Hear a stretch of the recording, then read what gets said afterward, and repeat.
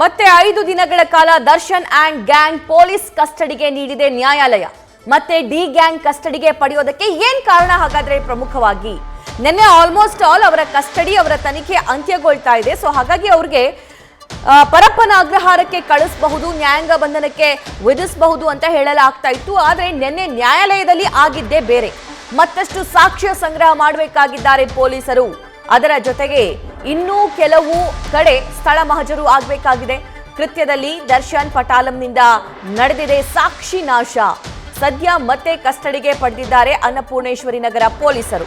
ಈ ಬಗ್ಗೆ ಮತ್ತಷ್ಟು ಲೈವ್ ಡೀಟೇಲ್ಸ್ ನಮ್ಮ ಪ್ರತಿನಿಧಿ ಪ್ರಜ್ವಲ್ ನೀಡ್ತಾ ಹೋಗ್ತಾರೆ. ಪ್ರಜ್ವಲ್, ನಿನ್ನೆ ಆಲ್ಮೋಸ್ಟ್ ಆಲ್ ಇವರ ಪೊಲೀಸ್ ಕಸ್ಟಡಿ ಅಂತ್ಯವಾಯಿತು. ಇವ್ರನ್ನ ಜೈಲಿಗೆ ಕಳಿಸ್ತಾರೆ ಅಂತ ಎಲ್ಲರೂ ಅಂದಾಜಿಸ್ತಾ ಇದ್ರು. ಆದ್ರೆ ನ್ಯಾಯಾಲಯದಲ್ಲಿ ಆಗಿದ್ದೇ ಬೇರೆ. ಮತ್ತೆ ಕಸ್ಟಡಿಗೆ ಪಡ್ಕೊಂಡಿದ್ದಾರೆ ಪೊಲೀಸರು. ಇದಕ್ಕೆ ಪ್ರಮುಖವಾಗಿರುವಂತಹ ಕಾರಣ ಏನು? ಇನ್ನು ಮಹಜರು ಕಾರ್ಯ ಕಂಪ್ಲೀಟ್ ಆಗಿಲ್ವಾ? ಸಭಾ ದರ್ಶನ್ ಅಂಡ್ ಗ್ಯಾಂಗ್ ನಿಂದ ರೇಣುಕಾಸ್ವಾಮಿ ಕೊಲೆ ಪ್ರಕರಣಕ್ಕೆ ಸಂಬಂಧಪಟ್ಟಂತೆ ಈಗಾಗಲೇ ಪೊಲೀಸರು ಕೂಡ 15 ದಿನ ಕಸ್ಟಡಿಗೆ ಪಡೆದಿರುವಂತದ್ದು. ಕಸ್ಟಡಿಗೆ ಪಡೆಯಲಿಕ್ಕೆ ಕಾರಣ ಏನು ಅನ್ನೋದನ್ನ ಗಮನಿಸ್ತಾ ಹೋದ್ರೆ, ಮುಖ್ಯವಾಗಿ ಇನ್ನಷ್ಟು ಕಡೆ ಸ್ಥಳ ಮಹಜರನ್ನ ಮಾಡಬೇಕಾಗಿದೆ. ಬೇರೆ ಬೇರೆ ಆರೋಪಿಗಳು ಕೂಡ ಈಗಾಗಲೇ ಹೇಳಿಕೆಯನ್ನ ಕೊಡ್ತಾ ಇದ್ದಾರೆ. ಅವರ ಹೇಳಿಕೆಯನ್ನು ಆಧರಿಸಿ ಕೂಡ ನಾವು ಸ್ಥಳ ಮಹಜರನ್ನ ನಡೆಸಬೇಕಾಗುತ್ತೆ. ಅಷ್ಟೇ ಅಲ್ಲದೆ ಸಾಕಷ್ಟು ಸಾಕ್ಷಿಗಳನ್ನ ಕೂಡ ಕಲೆ ಹಾಕಬೇಕಾಗಿರುವಂತದ್ದು. ಅದರಲ್ಲಿ ನಾವು ಪ್ರಮುಖವಾಗಿ ಗಮನಿಸ್ತಾ ಹೋದ್ರೆ, ಮೊದಲಿಗೆ ಆರೋಪಿಗಳು ಸರೆಂಡರ್ ಆಗುವಂತಹ ಸಂದರ್ಭದಲ್ಲಿ ಆರ್ಥಿಕ ವಿಚಾರಕ್ಕೆ ಸಂಬಂಧಪಟ್ಟಂತೆ ಗಲಾಟೆ ಆಯಿತು. ಹಾಗಾಗಿ ನಾವು ರೇಣುಕಾಸ್ವಾಮಿ ಅವರನ್ನ ಕೊಲೆ ಮಾಡಿದ್ವಿ ಅನ್ನೋದನ್ನ ಕೂಡ ಹೇಳಿರ್ತಾರೆ. ಅಲ್ಲಿ ನಾವು ಪ್ರಮುಖವಾಗಿ ಗಮನಿಸಬೇಕು. ಆದ್ರೆ ಇವರು ಠಾಣೆಗೆ ಬಂದಂತಹ ವೇಳೆಯಲ್ಲಿ ಹಾಗಾದ್ರೆ ಹಣಕಾಸಿನ ವ್ಯವಹಾರಕ್ಕೆ ಸಂಬಂಧಪಟ್ಟಂತೆ ಅಂದ್ರೆ 30 ಲಕ್ಷಕ್ಕೆ ಡೀಲ್ ಆಗಿದೆ, ಸರೆಂಡರ್ ಆಗೋದಕ್ಕೆ 30 ಲಕ್ಷ ಹಣವನ್ನ ಕೊಟ್ಟಿದ್ದಾರೆ ಅನ್ನುವಂತ ಒಂದು ವಿಚಾರ ಕೂಡ ತನಿಖೆಯಲ್ಲಿ ಗೊತ್ತಾಗ್ತಾ ಇರುವಂತದ್ದು.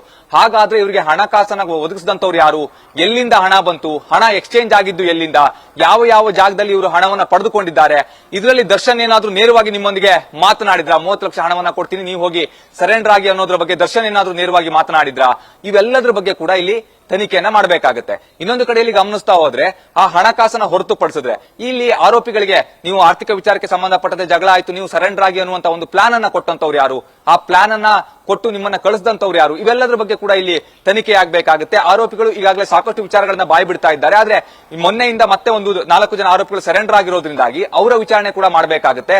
ಅವರೇನಾದ್ರೂ ದರ್ಶನ್ ನೊಂದಿಗೆ ನೇರ ಸಂಪರ್ಕದಲ್ಲಿ ಇದ್ರ, ಈ ಸಂದರ್ಭದಲ್ಲಿ ಅವರು ಯಾವ್ಯಾವ ಸ್ಥಳಗಳಿಗೆ ಹೋಗಿದ್ರು, ಅವರ ಆ ಒಂದು ಸ್ಥಳಗಳಲ್ಲಿ ನಡೆದಂತಹ ಡೀಲ್ಗಳು ಯಾವ್ಯಾವುದು, ಯಾವಾಗ ಇವರು ಪಟ್ಟಣಗೆರೆ ಶೆಡ್ಗೆ ಕರೆದುಕೊಂಡು ಬಂದ್ರು, ಚಿತ್ರದುರ್ಗದಿಂದ ಅವರು ಬಂದಂತಹ ಸಂದರ್ಭದಲ್ಲಿ ಯಾರೊಂದಿಗೆ ದರ್ಶನ್ ನಿರಂತರವಾದಂತಹ ಸಂಪರ್ಕದಲ್ಲಿದ್ರು, ಇದ್ರ ಬಗ್ಗೆ ಕೂಡ ಮಾಹಿತಿಯನ್ನು ಕಲೆ ಹಾಕುವಂತ ಒಂದು ಕೆಲಸವನ್ನ ಮಾಡಬೇಕಾಗುತ್ತೆ.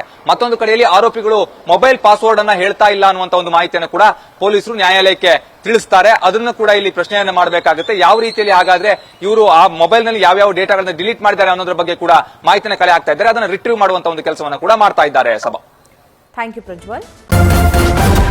ನ್ಯೂಸ್ ಫಸ್ಟ್ ನಿರ್ಭೀತಿಯಿಂದ ನಿಮ್ಮ ಪರವಾಗಿ.